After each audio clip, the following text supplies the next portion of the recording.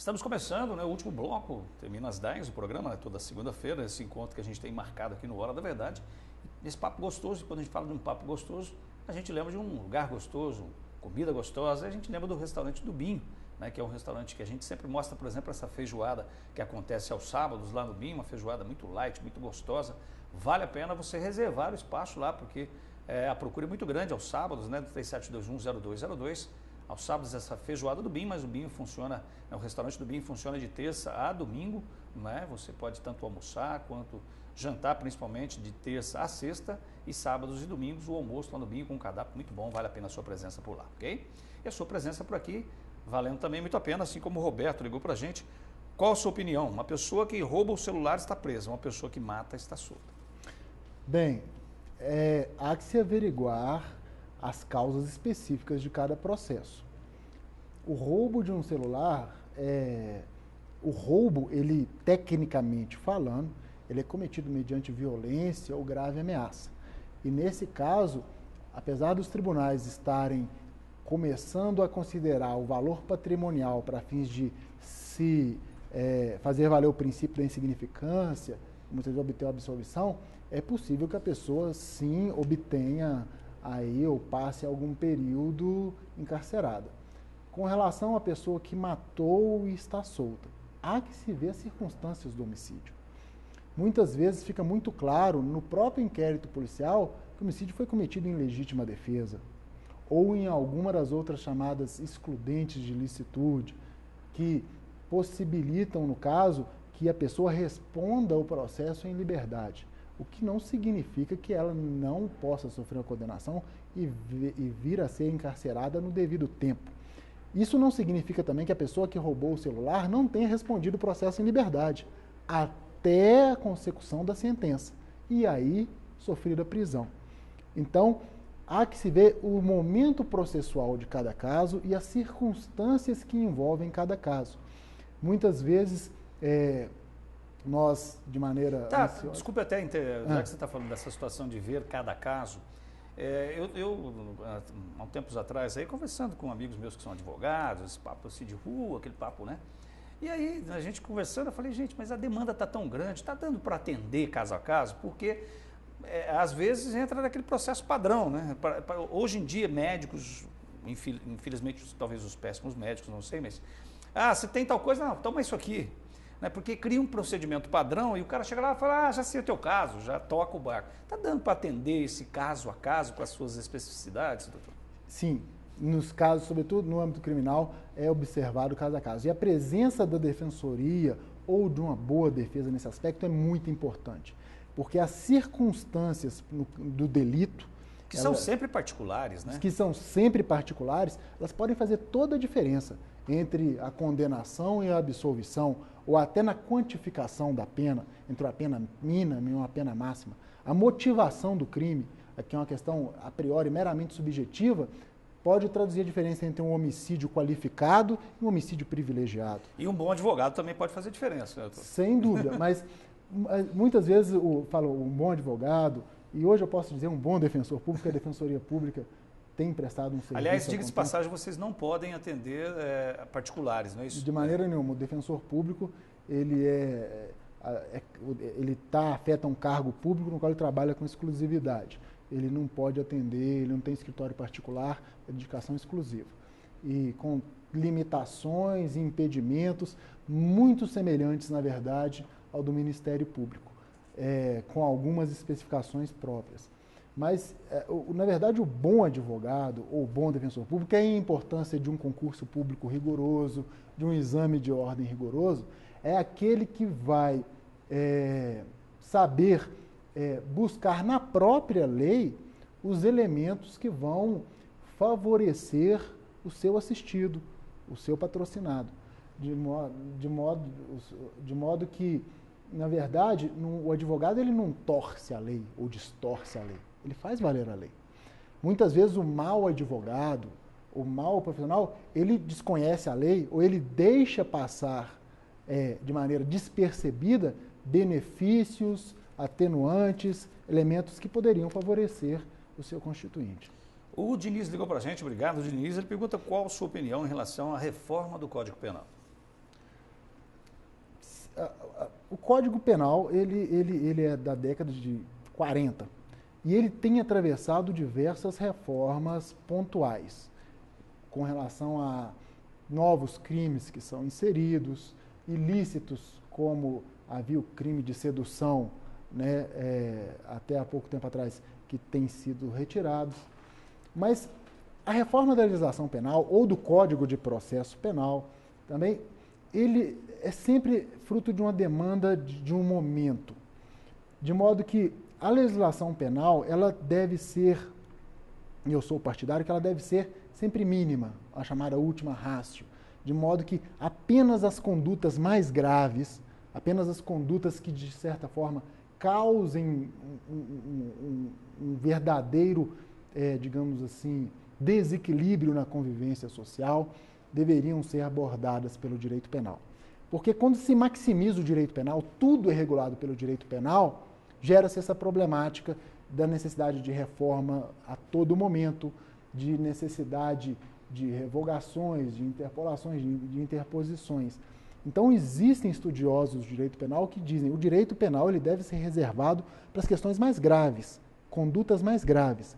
As condutas menos graves elas podem ser apenadas e regulamentadas por outras áreas do direito. O direito administrativo, o direito civil. Muitas vezes, um ilícito, uma batida de carro, por exemplo, ele não suscita, ele não é necessariamente um ilícito penal. Se o indivíduo não estava embriagado ao volante, se não incide em qualquer daqueles tipos de conduta previsto em lei. Mas a indenização civil, a penalização civil é suficiente. Então não é necessário prender, por exemplo, o sujeito simplesmente, aspas, porque bateu um carro, desconsiderando a questão, por exemplo, do álcool, etc. Então, muitas vezes existe essa campanha, e em alguns programas populares, no sentido que, como se o direito penal fosse resolver todas as coisas. Não é o tamanho da pena que vai atemorizar, digamos assim, o infrator, mas é a certeza do seu cumprimento. O que não adianta nada nós termos uma legislação absolutamente rigorosa, absolutamente draconiana, se o indivíduo ele tem a certeza da impunidade. É melhor que seja uma legislação, digamos assim, um pouco mais enxuta, mas que o Estado crie estrutura para que o indivíduo que, uma vez incidente naquela conduta, ele cumpra a pena. A Juliana ligou para a gente, obrigado, Juliana. Ela pergunta, a gente até já falou um pouco sobre isso, mas é importante reforçar, né, Juliana? Qual o procedimento para fazer um agendamento com o defensor público? A Defensoria Pública aqui em Poços de Caldas, ela tem atendimentos na parte da manhã. Nós funcionamos todos os dias das 9 às 17 horas. E o agendamento das matérias cíveis são feitas às terças e quintas-feiras. Só para a gente traduzir um pouquinho até para o leigo, o que seria matéria cível? O que não for criminal. O que não for criminal fica mais fácil de dizer. Questão da família. Questão de família, contrato, direito de vizinhança, questões tributárias, todas essas questões. Existe um número de senhas. Ah, tá. Que é delimitado, porque é impossível. Mas a pessoa tem que ir lá pessoalmente? Tem que ir pessoalmente. Uhum. Então, assim, as senhas começam a ser distribuídas às 9 horas da manhã. Então, das 9 às 5 da tarde? As senhas são distribuídas das 9 às 11. Às 11. Porque a pessoa vai, os que conseguem a senha, e são 30 senhas às terças e 30 senhas às quintas-feiras. Terças é para? Cível, terça e quinta-feira. Quarta-feira, na parte da manhã, são questões criminais relativas à infância e juventude e execução penal. E sexta? Sexta-feira e segunda-feira não tem defensores para fazer a cobertura. Entendi. Mas aí são 2 defensores na terça, 2 defensores na quinta e 3 defensores na quarta-feira. Mas na parte da tarde, de segunda a sexta-feira. O funcionamento da defensoria se dá da seguinte forma. A pessoa comparece, obtendo a senha, ela tem uma entrevista com o defensor público, vai diagnosticar o caso dela e passar a lista de documentos necessária para a interposição da ação que for de interesse dela. Ele é agendado num outro dia, na parte da tarde, onde não é necessário mais pegar a senha, aquele dia, aquele horário é reservado para aquele atendimento, onde a pessoa vai trazer toda a documentação para que o defensor público faça um relatório e aí, recebendo a documentação, ele interpõe a ação judicial, se for o caso de interposição de ação judicial. O Luiz Fernando ligou para a gente, obrigado, viu, Luiz? A poupança salário pode ser bloqueada pelo banco? Em princípio, não. Em princípio, não. E existem muitos casos de bloqueio desse tipo de conta e o desbloqueio a gente consegue judicialmente sem grandes dificuldades. A questão é que muitas vezes o banco, na verdade, não é o banco quem bloqueia. O banco está obedecendo uma ordem judicial de algum credor que entrou com ação de cobrança contra a pessoa que teve as contas bloqueadas. Mas até que o juiz, digamos, possa ter acesso a uma defesa, ele não sabe que se trata de uma conta salário. Então, assim, não existe, no mais das vezes, uma especificação bancária que essa é conta salário. Aquela conta ela é usada para recebimento de salários, mas não existe necessariamente uma especificação onde isso possa ser detectado a priori. De maneira que, acontecendo o bloqueio, a pessoa deve procurar o defensor público ou o advogado para que, no caso, seja movida aí uma ação ou a defesa necessária no processo pertinente para que ocorra o desbloqueio da conta. Bem, antes de começar o programa, a gente sempre conversa um pouquinho para esquentar um pouco as palavras e o doutor Adriano, a gente estava até comentando que a Defensoria Pública é realmente um registro daquilo que acontece numa municipalidade, no estado, num país, né? E ela registra e se refere principalmente àquelas questões mais da realidade, que muitas vezes a gente não conhece, porque são as realidades das pessoas que têm poucas condições financeiras para pagar um advogado, são demandas de toda a ordem. Então, a Defensoria, na verdade, se traduz aí como um espelho social muito importante.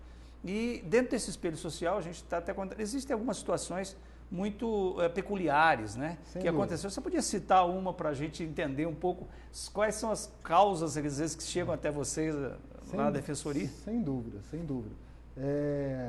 Como a gente estava comentando aqui em off, a Defensoria realmente ela é um palco das mais diversas pretensões, das mais diversas naturezas e algumas realmente pitorescas.